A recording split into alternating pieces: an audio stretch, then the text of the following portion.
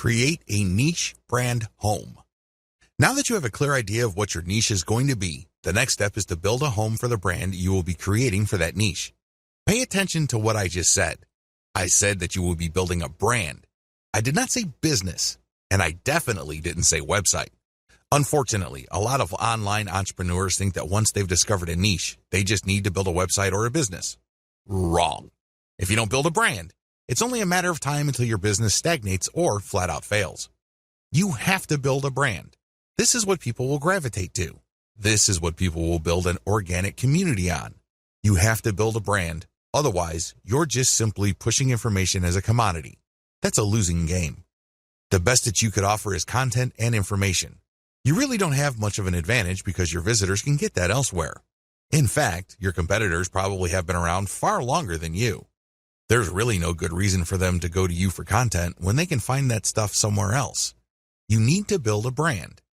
Your brand is a set of values that your community and targeted audience would associate with your business. That is your brand. Build a niche brand website. The first thing that you're going to work on is your website. This is going to be the home of the brand that you manage to build through all the content that you distribute all over the internet. All that branding has to go somewhere. All that effort has to lead to a specific place on the internet, and this is your website. Do not ever confuse your website with your brand. Your website is just an expression of your brand. It is not your brand. When putting together the specifications for a website, understand that you're trying to create an experience. Think of building a website as something like setting up a nightclub. When you're setting up a dance club, nightclub, or some sort of social destination, you're looking to set up an experience. Because if you just set up a club that serves alcohol and plays loud music, you've set up something generic. You've set up something that people could experience pretty much everywhere. There has to be something that's different about your brand. This is called your unique selling proposition. That's why you have to look at your website as a giant opportunity to communicate your unique selling proposition. What is it about your treatment of your niche that makes your brand stand out from the rest? Unfortunately, only you can answer that question. Once you have set down the design parameters of your website, again, these must be intended to create some sort of unique experience. You should then select design parameters for graphics that communicate your niche identity. You should also look at getting graphics design that highlights your brand identity. All of these flow together.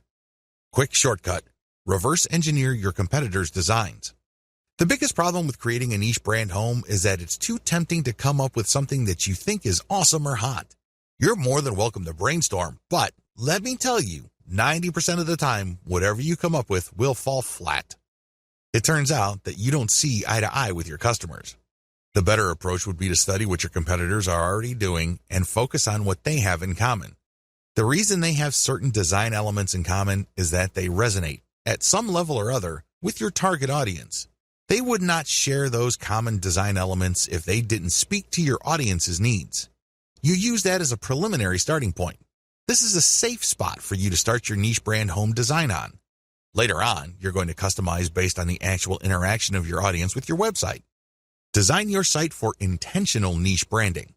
Now that you have a clear idea of the industry standard design in your niche, make sure that your design notes would enable your selected web developer to come up with a design that is focused on building up your brand.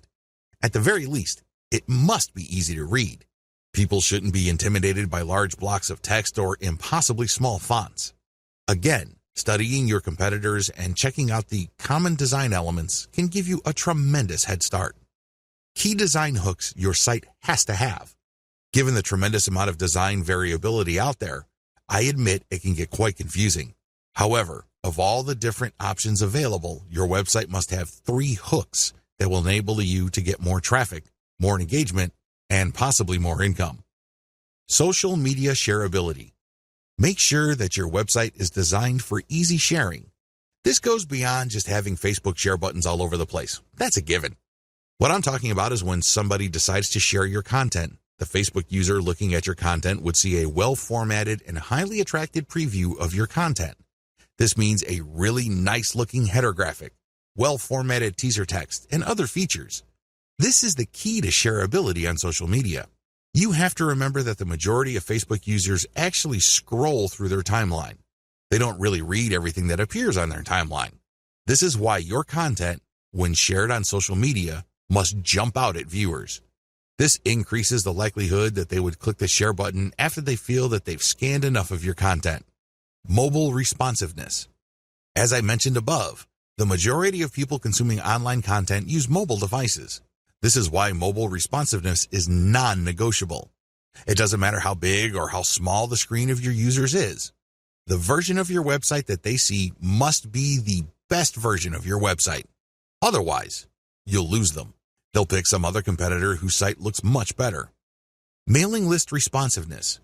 You have to also incorporate your mailing list to your website design. This should not be treated as an afterthought. Instead, you should look at your overall website design from the homepage, the top level, the category level, to the post level to see whether the design pushes people to sign up for your mailing list.